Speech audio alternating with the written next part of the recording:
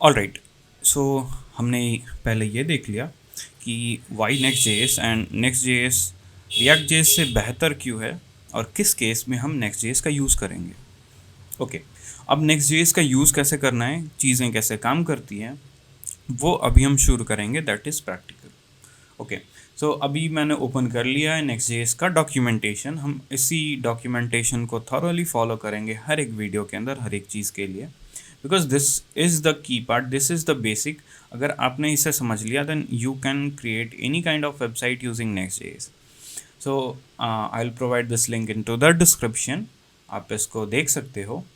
Alright, अभी यहाँ पे कुछ चीज़ें आती हैं। How can you create a next JS project, आप एक नेक्स्ट जेएस का प्रोजेक्ट कैसे बनाओगे, एंड इसमें कुछ चीज़ें हैं जो आप यहाँ पर देख सकते हो, that is app router and pages router. ये दो अलग अलग चीज़ें क्या हैं।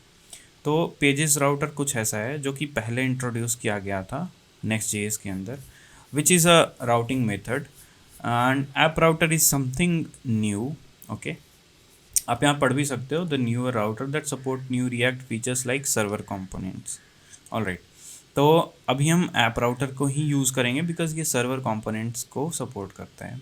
अब ये सर्वर कंपोनेंट्स क्या होते हैं वो अभी हम देखेंगे जब हम क्रिएट करेंगे और जब हम काम करेंगे।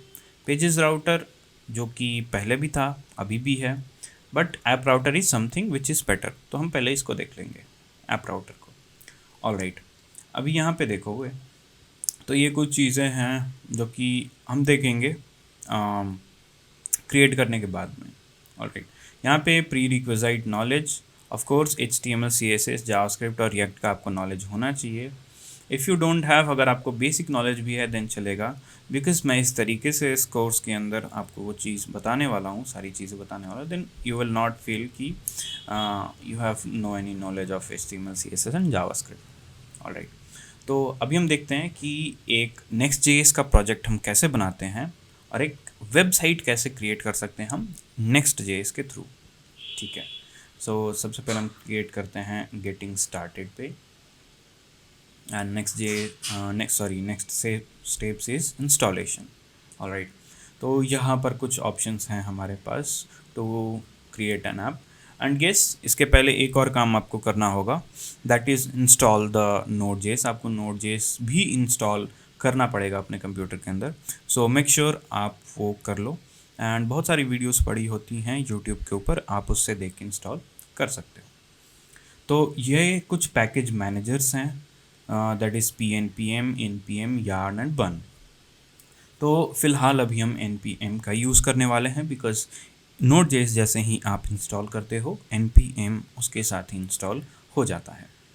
ऑलराइट, तो ये पैकेज मैनेजर्स क्यों, जस्ट जैसे कि आप कोई एक सेटअप फाइल डाउनलोड करते हो कोई एक सॉफ्टवेयर इंस्टॉल करने से पहले, बिल्कुल उसी तरह नेक्स्ट जेएस को हम एक प्रोजेक्ट के अंदर इंस्टॉल करने के लिए हम इन पैकेजेस का इस्तेमाल करते हैं।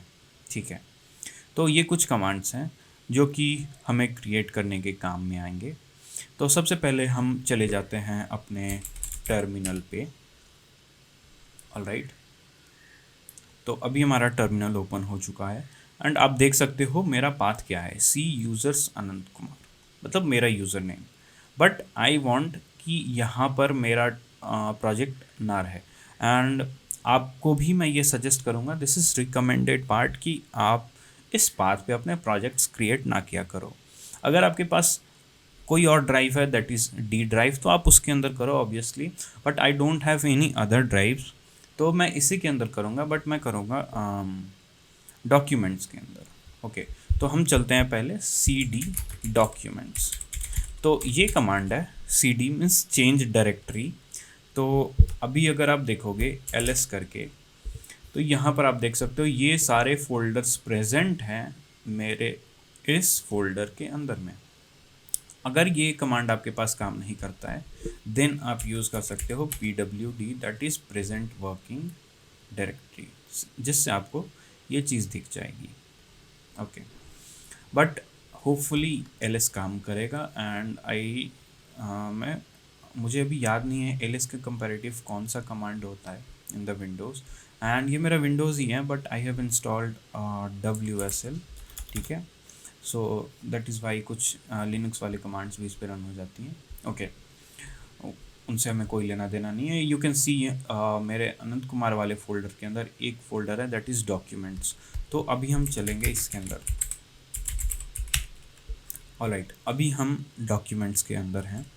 तो अभी इसके अंदर हम प्रोजेक्ट बनाते हैं by the commands which Next.js has given us in the documentation.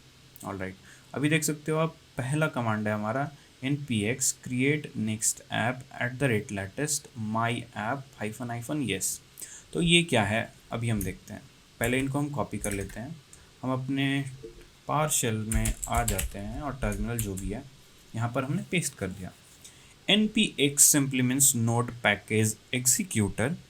तो क्रिएट नेक्स्ट ऐप बेसिकली एक पैकेज है, ठीक है, जो कि ऑफ कोर्स Next.js ने बना रखा है टू क्रिएट ऐप्स, ताकि आपको ज़्यादा कुछ करना ना पड़े, आप बस इस पैकेज का यूज़ करके बना लो। सो नोड पैकेज एग्जीक्यूटर का यूज़ करके हम इस पैकेज को एग्जीक्यूट कर रहे हैं और इसे हम बता रहे हैं कि लेटेस्ट जो भी वर्जन है Next.js का उसके ऊपर आप एक प्रोजेक्ट बनाओगे।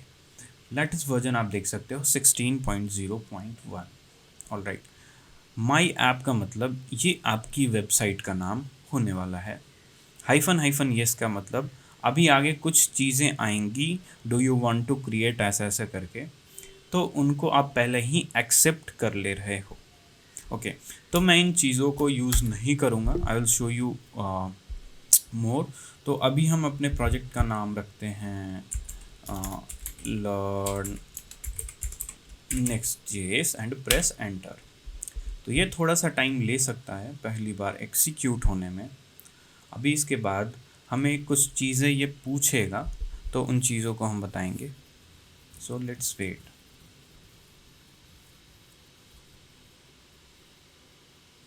आप देख सकते हो need to install the following package. इसके पहले मैंने ये चीज़ रन नहीं करी हुई है। देन इट इज़ आस्किंग कि क्या आप इसको इंस्टॉल करना चाहते हो। Yes, and you can see create next app 16.0.1 है, यहाँ पर भी 16.0.1 ही है। Then press enter. Okay, would you like to use the recommended Next.js defaults. Yes, Next.js defaults में क्या होता है अभी हम आपको बताएंगे। TypeScript, this is simple you can say a programming language।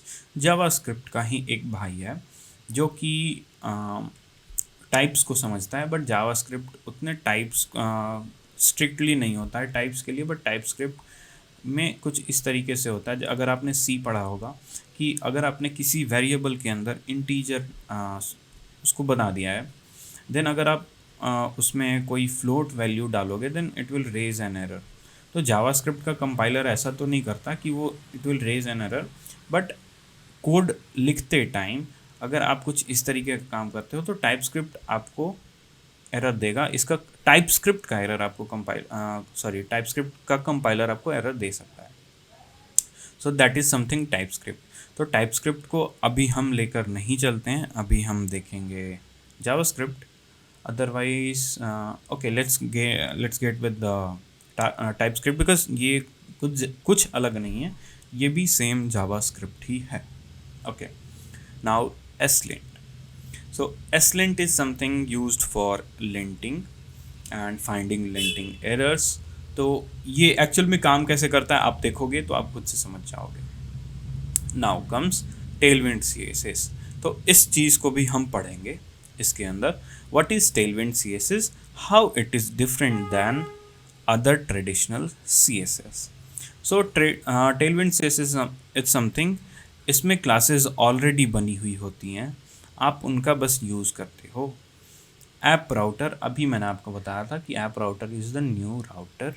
And turbo pack is something, ये development के टाइम पे यूज़ होता है टू रिकम्पाइल एंड डेवलपमेंट और बिल्ड के टाइम पे यूज़ होता है।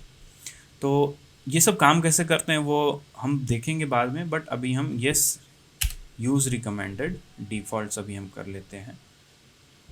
एंड अभी आप देख सकते हो it is installing React as well, React DOM as well. तो जैसा मैंने आपको पिछली वीडियो में बताया था कि Next.js डिपेंड्स ऑन React.js तो इसलिए ये रिएक्ट कब इंस्टॉल कर रहा है। So once our project becomes ready, इसके बाद हम देखेंगे कि इसका फ़ोल्डर स्ट्रक्चर किस तरीके का होता है, कौन सा फ़ोल्डर किसके काम में आता है, कौन सी फ़ाइल किसके काम में आती है, अगर आपको वेबसाइट के अंदर चेंजेस करने हैं तो आप किस तरीके से कर पाओगे।